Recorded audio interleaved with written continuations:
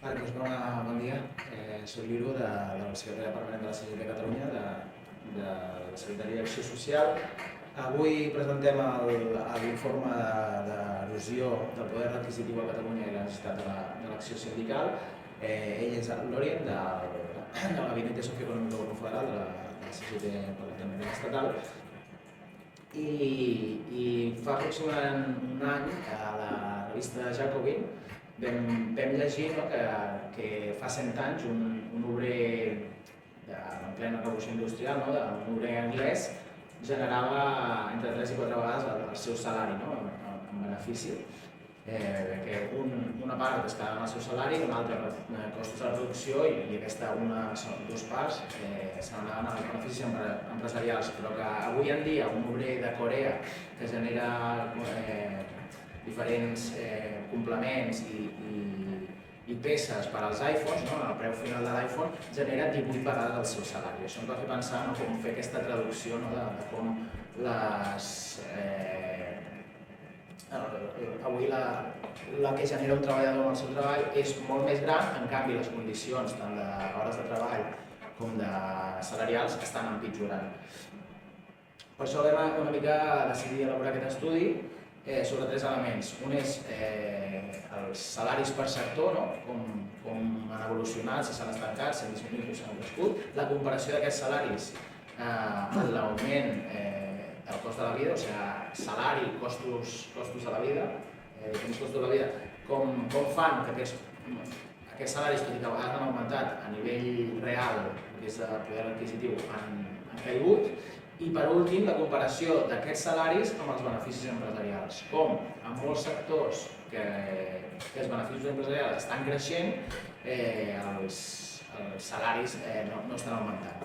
Jo faig aquesta petita introducció, ell és l'autor del gruix del document de la part més tècnica. Farà una intervenció de 25 minuts, després faré un petit tancament més en clau sindical i després podeu fer les preguntes que vulgueu. Si voleu allà al darrere també està l'informe en castellà, que també hem fet unes quantes copies en castellà per als companys de l'Estat. I us deixo amb el Lorin. Vale, pues nada, muchas gracias por venir. Yo, voy a hacer una presentación muy breve,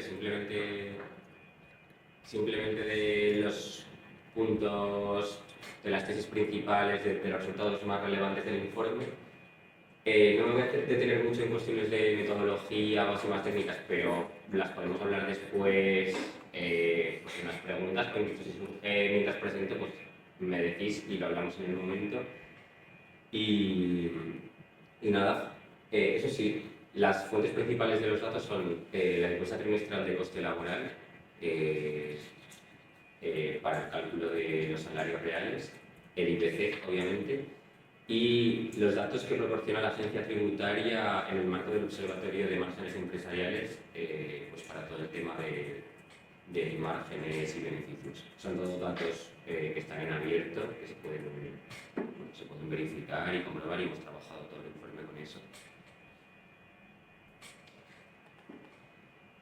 Eso, un poco el objetivo que nos marcamos es pues poder analizar de una forma un poco más fina lo que ha pasado con el poder adquisitivo de los trabajadores y trabajadoras en Cataluña y hacerlo en relación con la inflación, pero también con los beneficios y los márgenes empresariales y sobre todo, bueno, como ha dicho Iru, poder hacerlo no solo a nivel general, sino con la desagregación sectorial más fina que pudiéramos, con la que pudiéramos trabajar, con un objetivo práctico que sea también pues entender y delimitar en qué sectores pues, han caído más los salarios o en qué sectores han crecido más los márgenes y hay pues unas condiciones mejoras para desarrollar estrategias sindicales ofensivas de cara a recuperar el poder adquisitivo e incluso aumentarlo.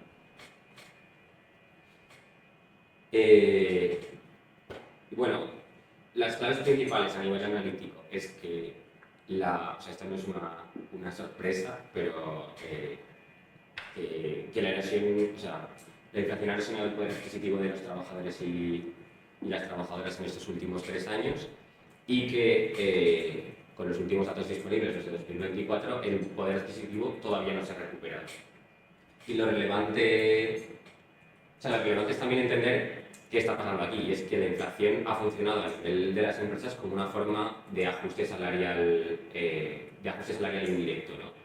Aumentar los precios sin aumentar los salarios al mismo ritmo, lo que permite es reducir el peso de los costes laborales respecto al total de costes o respecto a las ventas, y con ello aumentar la proporción y la magnitud de los beneficios que se apropian las empresas, ¿no? Entonces, nuestra tesis principal también en este informe es que no son fenómenos separados, o sea, la pérdida de poder adquisitivo de los trabajadores y trabajadoras está directamente relacionada y es, de alguna forma, el correlato del aumento de márgenes y de beneficios que se ha producido en estos últimos 3 años.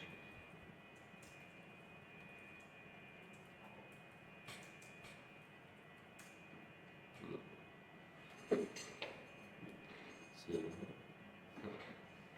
Vale, y bueno, vamos a profundizar un poco brevemente en algunas cuestiones. En primer lugar, los salarios. Bueno, como se puede ver en el gráfico, en el color azul está la evolución del salario nominal, es decir, es la pura magnitud de los salarios cada año, del salario medio por hora. Y en marrón está el coste, o sea, el salario real, teniendo en cuenta la inflación. Y lo que se puede ver es que desde 2020 a 2021 caen los salarios, que aunque han ido mejorando ligeramente, no han sido capaces de recuperar el poder adquisitivo perdido, y que incluso, que eso también es interesante, es que estamos por debajo de los niveles salariales previos a la crisis de 2008. O sea, es que realmente, pues en más de 15 años no se ha alcanzado el poder adquisitivo que ya se empieza o sea, que se pierde en la crisis de 2008. Y bueno, una cosa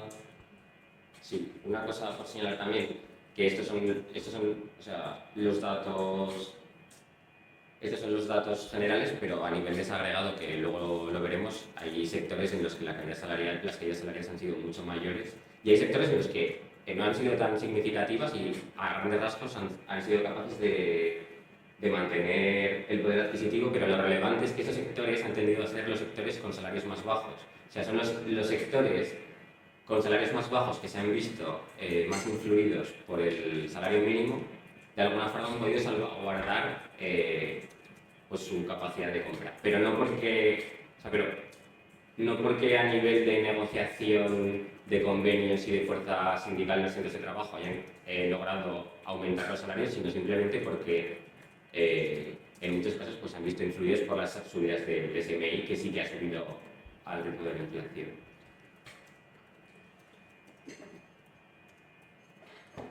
Luego,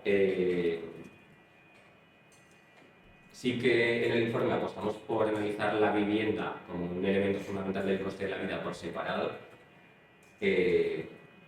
porque bueno, el INE, para la elaboración del IPC, del índice de precios, considera que la vivienda es un activo de inversión. O sea, no porque todo el mundo que compre una vivienda en propiedad vaya a especular con ella, sino porque entienden que pues que el uso de la vivienda se puede prolongar de forma indefinida en el tiempo y que su valor no decae. Entonces, no se considera un bien de consumo y, por lo tanto, la compra de vivienda no forma parte del conjunto de elementos que se ponderan para elaborar el índice de precios. Esto supone que lo único que se tiene en cuenta relativo a la vivienda para elaborar el IPC es el alquiler de vivienda, pero como pues apenas el 20% de la población vive de alquiler, la vivienda en la ponderación del IPC acaba pesando cerca de un 5%. Y eso hace que realmente haya que analizar, eso obliga a analizar la cuestión del aumento de precios de la vivienda por separado para entender cómo está afectando a las condiciones de vida de la clase trabajadora. Y aunque bueno, no sea para nada sencillo traducir esto de alguna forma en cifras exactas, o sea, como que a nivel de deflactar los salarios es necesario trabajar con el IPC, pero sí que es necesario alternativamente pues, analizar un poco lo que está ocurriendo con la vivienda y entender que más allá de las cifras de inflación, que está aparte con un problema añadido que afecta pues al poder adquisitivo, pues la evolución de los precios de la vivienda.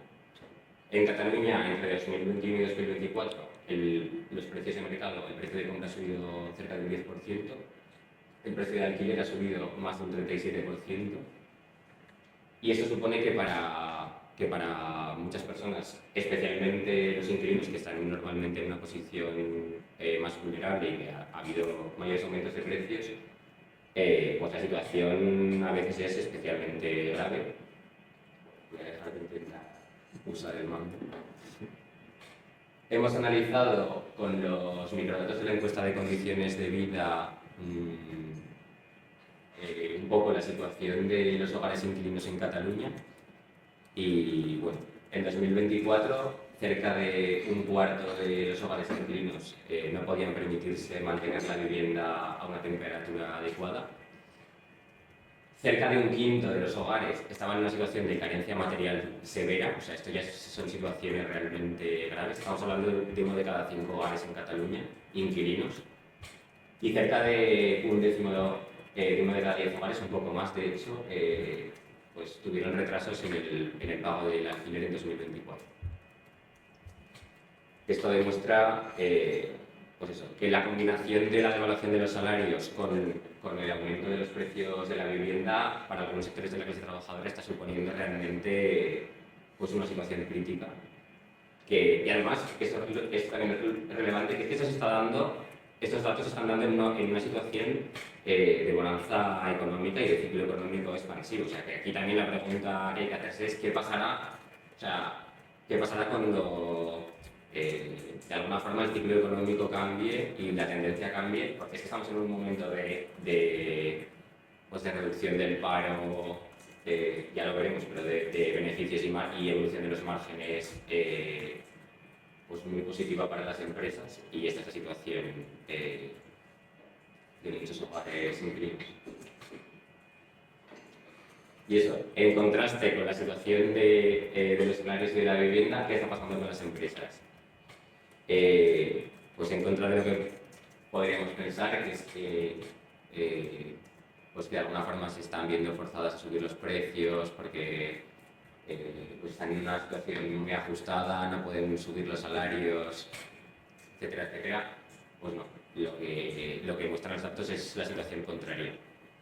Los márgenes sobre ventas entre 2021 y 2024 han aumentado un 10%.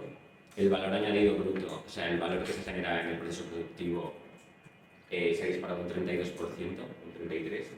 Y los márgenes sobre el valor añadido bruto han aumentado un 6%. O sea, estos valores, los dos valores de márgenes suponen los máximos de toda la serie que está disponible. O sea, estamos en valores máximos de la serie de evolución de los márgenes.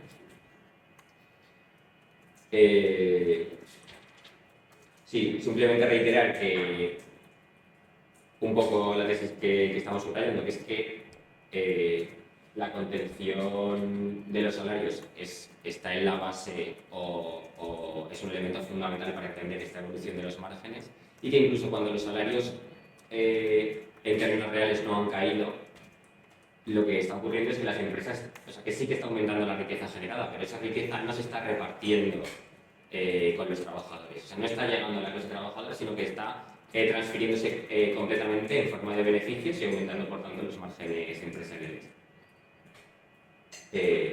Sí, pasa. Bueno, un apunte, pero un apunte es que todos los datos de márgenes y también de salarios ya al nivel de desagregación sectorial que vamos a presentar ahora ya no son a nivel de Cataluña, sino que son a nivel del Estado español, porque no existen, a este nivel de desagregación no existen datos de salarios para Cataluña, y los datos de márgenes empresariales sí o sí como que se corresponden con el conjunto del Estado, porque es el nivel en el que operan las empresas, al que se organiza la fiscalidad, etc. Entonces no hay datos desagregados.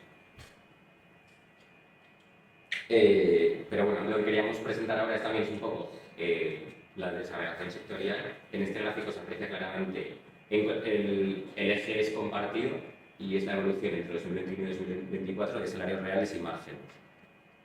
En azul, los salarios, que se ve que la gran mayoría han caído, y en marrón los márgenes, que sí que es un poco más heterogéneo, pero han tendido a aumentar y muchos de ellos no solo a aumentar, sino a aumentar muy marcadamente. O sea, las actividades administrativas y servicios auxiliares han aumentado cerca de un 20%, de márgenes empresariales, las actividades profesionales lo mismo, la hostelería, que tiene los salarios estancados, ha aumentado un 30% sus márgenes. O sea, estamos hablando de que los beneficios y la proporción de beneficios que se está apropiando las empresas pues ha aumentado muchísimo. Y los trabajadores no están viendo los frutos de este aumento del valor añadido para nada.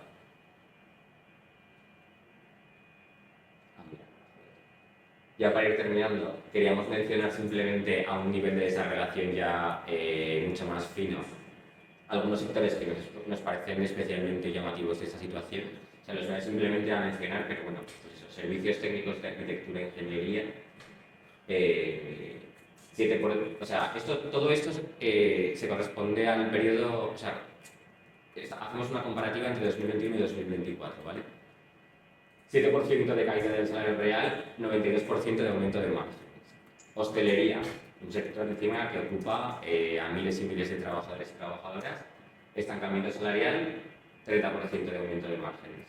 Telecomunicaciones, en 2024, o sea, que ha habido años para ir recuperando poder adquisitivo desde la caída más fuerte que será en 2022, porque es el momento de pico de inflación. Casi 9% de caída salarial todavía en 2024 respecto a 2021 y 27% de aumento de márgenes. Actividades administrativas, pues bueno, lo mismo. 8,5% de caída salarial, 25%, 24% de aumento de márgenes. Transporte terrestre, menos 3% de salarios, 20% de aumento de márgenes. Es que son muchos sectores en esta situación. Yo quería destacar también en concreto, porque me parece también muy relevante, comercio al por menor en establecimientos especializados, que es el CNAE de la gran mayoría de grandes superficies de supermercados y así. 5% de caída salarial todavía en 2024. O sea, esto significa, que por resaltar que en 2022 probablemente la caída era del 10% o del 8%, en 2023, o sea, como que cada año, o sea, que en 3 años se mantiene todavía en un 5% de diferencia salarial respecto a 2021 y que la caída salarial acumulada en estos 3 años probablemente sea todavía mayor.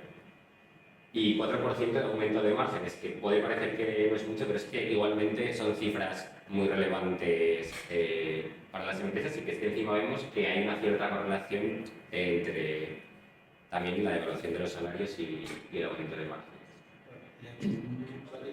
Que és com el subministre d'energia elèctrica a Singapur, que sempre havia tingut uns marges més elevats, degut a les regulacions que va haver-hi post-Covid d'això, ha caigut en el marc, sembla que ha augmentat, sembla que augmenta, i qui ha pagat el pato és els treballadors, que tot el sector normalment està ben pagat, i ha caigut un 13% de la realitat. Sí, eso. Bueno, es que este sector es de los que tienen caída salarial más alta de todo el escenario. Y bueno, ya para terminar, subrayar un poco las conclusiones que extraemos del informe. De nuevo, la inflación como forma de ajuste salarial indirecto, o sea, se ha producido una devaluación de los salarios que ha sido funcional al aumento de beneficios y de los márgenes para las empresas. De hecho, es relevante que pues distintas instituciones han señalado como, si bien al comienzo del periodo inflacionario sí que hubo un aumento de costes para muchas empresas, que fue un poco lo que empujó inicialmente la subida de precios, ya en la actualidad muchos de esos costes de hecho se han vuelto a reducir, pero las empresas no han reducido precios y lo que han hecho ha sido aumentar todavía más sus márgenes sobre ventas y también el valor del que se apropian, de nuevo sin que eso conlleve una redistribución en la forma de aumentos de salarios. Una segunda conclusión, ya en un sentido más político y sindical, es que esta dinámica no puede desvincularse del papel de los grandes sindicatos de concertación. O sea, que en 3 años, o sea, que en 3 años se mantenga todavía la pérdida de poder adquisitivo y que en un contexto como este, de gran crecimiento de los beneficios, estos no estén repercutiendo en aumentos salariales, permite cuestionar fuertemente las estrategias de concertación sindical. O sea, a nuestro juicio esto demuestra que es necesario pues bueno, desarrollar otras estrategias que incrementen la capacidad de negociación de los trabajadores y trabajadoras mediante la presión y el conflicto y no mediante la concertación empresarial, que al menos en estos años ha sido bueno, pues completamente insuficiente para garantizar el poder adquisitivo de los trabajadores. Otra conclusión adyacente a esta es la importancia de las cláusulas de garantía salarial. Hace ya unos cuantos años eran cláusulas que estaban en una gran parte de los convenios colectivos y que se fueron progresivamente perdiendo, y lo que ha supuesto de alguna forma es dejar desprotegidos a muchos trabajadores y trabajadoras ante el aumento de la inflación. Y una tercera conclusión es que nosotros entendemos que en este momento se dan las condiciones idóneas para una contraofensiva sindical que pueda recuperar el poder adquisitivo perdido. O sea, estamos en un contexto de gran aumento de los márgenes empresariales y de los beneficios. O sea, las empresas no es que no tengan, valga la redundancia, margen para aumentar los salarios. O sea, al contrario, hay mucho margen si se fuerza ello para, no solo para recuperar el poder adquisitivo, sino para realmente hacer aumentar los salarios en términos absolutos y mejorar las condiciones. Y aparte de esto, es que estamos en un contexto pues bueno, de reducción del desempleo y en general unas condiciones que nosotros entendemos que posibilitan y deberían y generan un poco la potencialidad de desarrollar esas luchas en los centros de trabajo, y que esperamos que este informe y la información también desagregada pues que contribuya a desarrollar.